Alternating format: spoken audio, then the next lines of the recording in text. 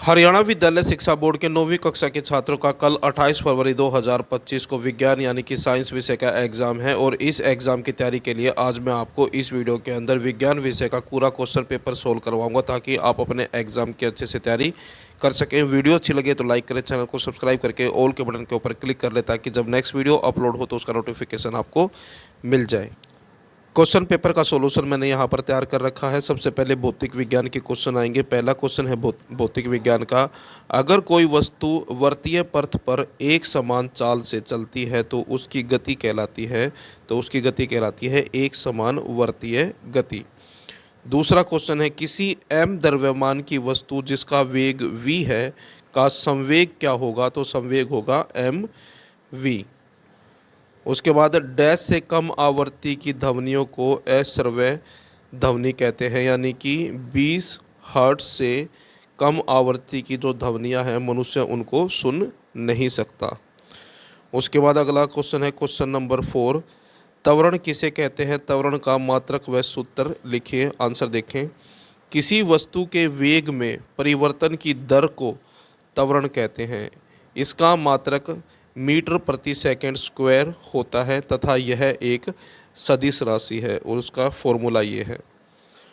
उसके बाद अगला क्वेश्चन है क्वेश्चन नंबर 5, जब कोई गतिशील बस अचानक रुकती है तो आप आगे की ओर झुक जाते हैं, क्यों? आंसर देखें, जब बस गति की अवस्था में होती है तो हमारा सारा शरीर भी गति की अवस्था में होता है, यानी कि चलती हुई बस के अंदर हमारा जो शरीर भी जो है वो भी गति की अवस्था में होता है।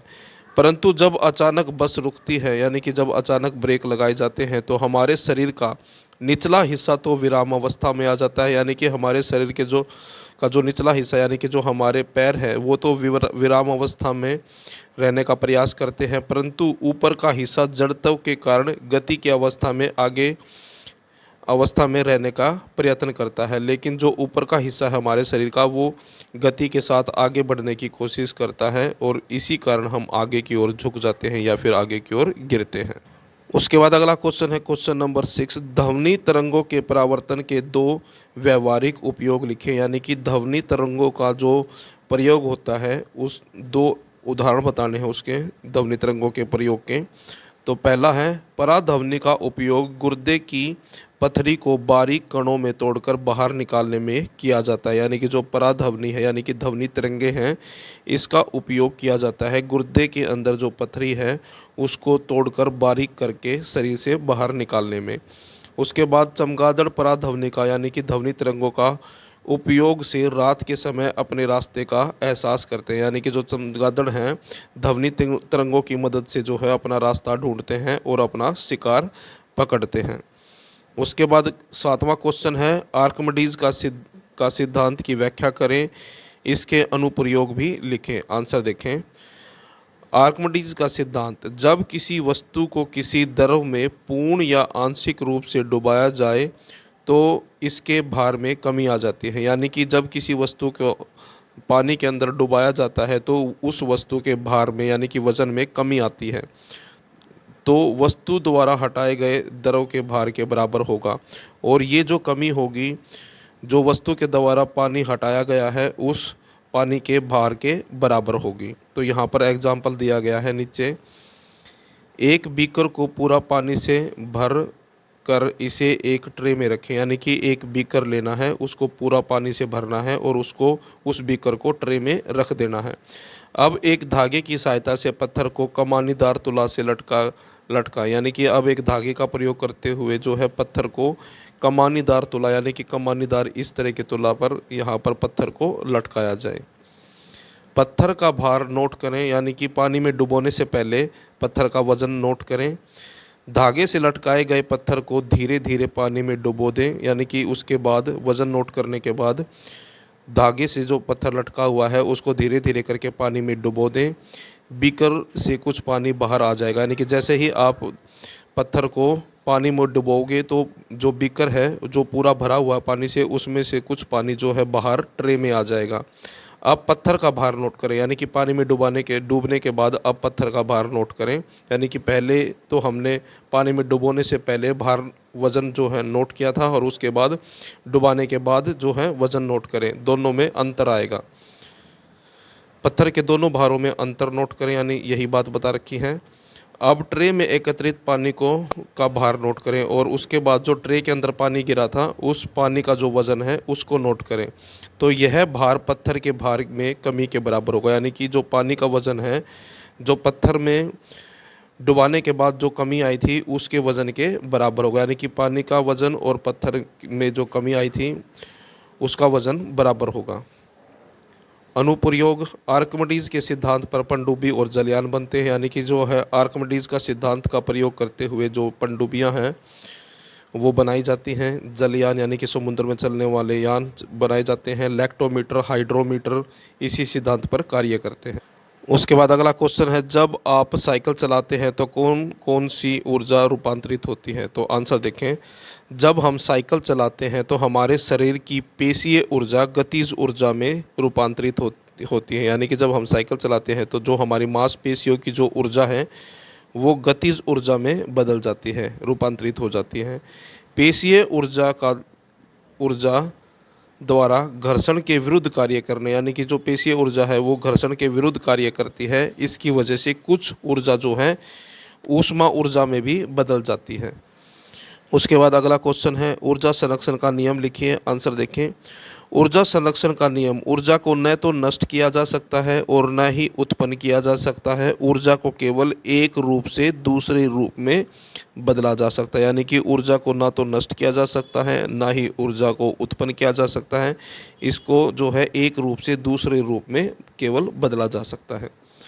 उसके बाद है, स्थितिज ऊर्जा क्या है? स्थितिज ऊर्जा के दो उदाहरण लिखिए। आंसर देखें, स्थितिज ऊर्जा वस्तु में उसकी स्थिति अथवा आकार में परिवर्तन के कारण उत्पन्न ऊर्जा को स्थितिज ऊर्जा कहते हैं, यानी कि वस्तु की स्थिति के अनुसार और आकार में परिवर्तन के कारण जो उसके अंदर ऊर्जा है उस ऊर्जा को स्थितिज ऊर्जा कहते हैं। और स्थितिज ऊर्जा जो है बराबर है mgh के। और उदाहरण है, यानी कि स्थितिज ऊर्जा कहाँ पाई जाती है? बांध में संचित जल की ऊर्जा, यानी कि जो बांध है, जिस बांध के अंदर जो है पानी को रोका जाता है तो उस रुके हुए पानी के अंदर जो ऊर्जा है वो स्थितिज ऊर्जा है, क्योंकि उसकी स्थिति के अनुसार, यानी कि जल की स्थिति के अनुसार उसके अंदर स्थितिज ऊर्जा है। और ताने हुए धनुष की ऊर्जा, यानी कि ऐसा धनुष जिसको तान रखा, यानी कि प्रयोग करने के लिए उसको खींचा हुआ है, तो उस खींचे हुए धनुष में जो ऊर्जा है वो स्थितिज ऊर्जा है। उसके बाद रसायन विज्ञान के क्वेश्चन आएंगे। तो रसायन विज्ञान का पहला क्वेश्चन है, भार का एसआई मात्रक है? तो भार का एसआई मात्रक न्यूटन होता है। उसके बाद अगला क्वेश्चन है, क्लोरीन का सही इलेक्ट्रॉनिक विन्यास कौन सा है? तो क्लोरीन का जो इलेक्ट्रॉनिक विन्यास होता है वो 287 होता है।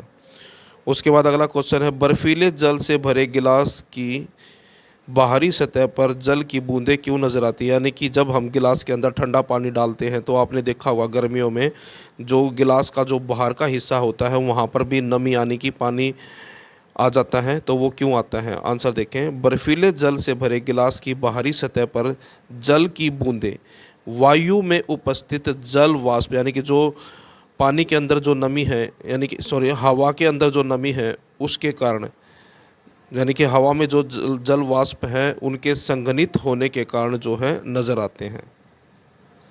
निम्नलिखित में से कौन कौन से परिवर्तन रासायनिक या भौतिक हैं? तो यहाँ पर पहला है खाना बनाना, मक्खन का एक बर्तन में पिघलना, जल का उबलकर वाष्प बनना, लकड़ी और कागज़ का जलना, यानी कि इनमें से बताना कौन सी क्या है, कौन सी अभिक्रिया है। तो पहला है खाना पकाना। तो खाना पकाना एक रासायनिक परिवर्तन है। उसके बाद है मक्खन का एक बर्तन में पिघलना, ये एक भौतिक परिवर्तन है। जल का उबलकर वाष्प बनना, ये एक भौतिक परिवर्तन है। लकड़ी व कागज़ का जलना ये जो है एक रासायनिक परिवर्तन है। उसके बाद अगला क्वेश्चन है, विलयन क्या है? विलयन के गुण लिखिए। आंसर देखें, विलयन दो या दो से अधिक पदार्थों का सहमांगी मिश्रण विलयन कहलाता है। विलयन के गुण, विलयन एक सहमांगी मिश्रण होता है। विलयन के कण व्यास में 1 नैनोमीटर से 10⁻⁻m से भी छोटे होते हैं। उसके बाद इसके कणों को आँखों से नहीं देखा जा सकता। अपने छोटे आकार के कारण विलयन के कण गुजर रही प्रकाश की किरण को फैलाते नहीं हैं, यानी कि इनकी वजह से प्रकाश जो है फैलता नहीं है। उसके बाद उदाहरण के साथ व्याख्या कीजिए। पहला है द्रव्यमान संख्या और दूसरा है समभारिक। तो पहले है द्रव्यमान संख्या, किसी तत्व के परमाणु के नाभिक में उपस्थित प्रोटॉनों और न्यूट्रॉनों की संख्या के योग को द्रव्यमान संख्या कहते हैं। तत्व का द्रव्यमान संख्या को ए संकेतक द्वारा प्रदर्शित किया जाता है, यानी कि इसको ए के द्वारा प्रदर्शित किया जाता है। द्रव्यमान संख्या बराबर है, द्रव्यमान संख्या यानी कि ए बराबर है पी प्लस एन। उदाहरण के लिए सोडियम के परमाणु में 11 प्रोटॉन तथा 12 न्यूट्रॉन होते हैं, अतः सोडियम का परमाणु द्रव्यमान 11 प्लस में 12 23 होता है। उसके बाद है समभारिक, ये वे भिन्न भिन्न तत्व के परमाणु हैं जिनकी परमाणु संख्या तो भिन्न भिन्न होती है परंतु उनकी द्रव्यमान संख्या एक समान होती है। उदाहरण कैल्शियम तत्व की परमाणु संख्या 20 तथा ऑर्गन तत्व की 18 होती है परंतु इन दोनों तत्वों का द्रव्यमान संख्या 40 है। उसके बाद अगला क्वेश्चन है निम्नलिखित सूत्रों द्वारा प्रदर्शित यौगिकों के नाम लिखें। तो यहाँ पर इसके नाम लिख दिए हैं। उसके बाद है नाइट्रिक अम्ल HNO3 के आणविक द्रव्यमान का परिकलन कीजिए। तो यहाँ पर आंसर लिख दिया है। उसके बाद मोल से क्या अभिप्राय है, एक मोल का मान कितना होता है। आंसर देखें, मोल पदार्थ की वह मात्रा है जिसमें कणों की संख्या परमाणु आयन या अणु कार्बन 12 के ठीक 12G में विद्यमान परमाणुओं के बराबर होती हैं। एक मोल पदार्थ में उसके 6.022 मल्टीप्लाई बाय 10 की पावर 23 कण उपस्थित होते हैं। उसके बाद जीव विज्ञान के क्वेश्चन है यहाँ से। पहला क्वेश्चन है जीव विज्ञान का, जीव की मूलभूत संरचना इकाई है कोशिका। उसके बाद है मेढक का हृदय कितने कक्षीय होता है, 3 कक्षीय होता है। विषाणु से होने वाला रोग है तो खांसी जुखाम डेंगू बुखार इन्फ्लुएंजा। पृथ्वी की सबसे बाहरी सतह को सतल मंडल कहते हैं। किस स्रोत से मछलियाँ प्राप्त होती हैं, तो मछलियाँ समुद्र से अंतः सतही स्रोत से। दो अथवा दो से अधिक फसलों को निश्चित कतार पैटर्न में उगाने को अंतरा फसलीकरण कहते हैं। उसके बाद सूक्ष्म पोषक तत्व है जिंक। उसके बाद अगला क्वेश्चन है प्रीयूकैरियोटिक कोशिकाएं व यूकैरियोटिक कोशिकाओं में अंतर लिखिए। तो ये अंतर मैंने यहाँ पर लिख दिए हैं।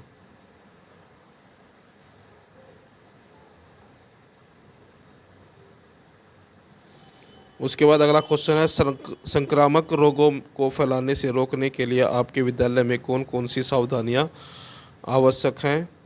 तो यहाँ पर लिख दिया है आंसर, विद्यालय में संक्रामक रोगों को फैलाने से रोकने के लिए निम्नलिखित सावधानियाँ आवश्यक हैं। यदि कोई विद्यार्थी रोगग्रस्त है यानी कि यदि कोई विद्यार्थी बीमार है तो उसके अन्य विद्यार्थियों के साथ उठने बैठने तथा खेलने पर रोक लगानी चाहिए, यानी कि जो बीमार छात्र है बाकी छात्रों को उससे अलग रखना चाहिए।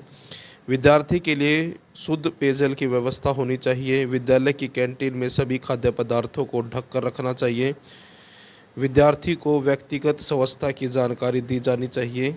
उसके बाद अगला क्वेश्चन है जल स्थलचर और सरीसृप जंतुओं में 4 अंतर लिखिए। तो ये 4 अंतर हैं। पहले जल स्थलचर जंतु हैं, ये जंतु पानी और स्थल दोनों पर रह सकते हैं। इनकी त्वचा पर श्लेष्म ग्रंथियां पाई जाती हैं। इनकी त्वचा शल्क रहित होती हैं। इनमें श्वसन क्लोम फेफड़ों तथा त्वचा द्वारा होता है। इनके हृदय त्रिकक्षीय होते हैं। उसके बाद सरीसृप जंतु, ये जंतु केवल सतह पर रहते हैं। इनकी त्वचा पर श्लेष्म ग्रंथियां नहीं पाई जाती हैं। इनकी त्वचा पर शल्क पाए जाते हैं। इनमें श्वसन केवल फेफड़ों द्वारा होता है। इनका हृदय त्रिकक्षीय होता है। उसके बाद अगला क्वेश्चन है जाइलम के संगठक कौन कौन से हैं। तो जाइलम के संगठक वाहिका, वाहिनिका, जाइलम पेरेकाइमा और जाइलम जंतु। उसके बाद अगला क्वेश्चन है एरिओलर संयोजी ऊतक के 2 कार्य लिखें। तो यहाँ पर आंसर लिख दिए हैं। उसके बाद अगला क्वेश्चन है पेरोकाइमा, काले काइमा और स्केलरे काइमा में 3 अंतर लिखिए। तो आंसर यहाँ पर लिख दिया है मैंने।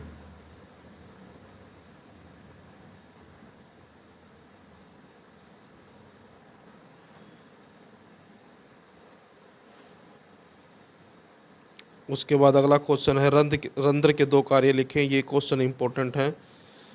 पौधों में श्वसन के लिए गैसों का आदान प्रदान रंध्र के द्वारा होता है, यानी कि पौधों में श्वसन के लिए जो गैसों का आदान प्रदान होता है वो रंध्रों से होता है। रंध्र का मतलब होता है छिद्र।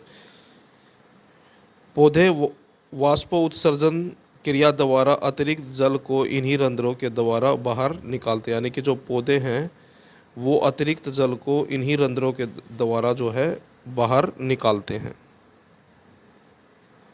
तो ये था 9वीं कक्षा का विज्ञान विषय का question paper with solution. Video अच्छी लगे तो लाइक करें, चैनल को सब्सक्राइब करके ऑल के बटन के ऊपर क्लिक कर ले ताकि जब नेक्स्ट वीडियो अपलोड हो तो उसका नोटिफिकेशन आपको मिल जाए।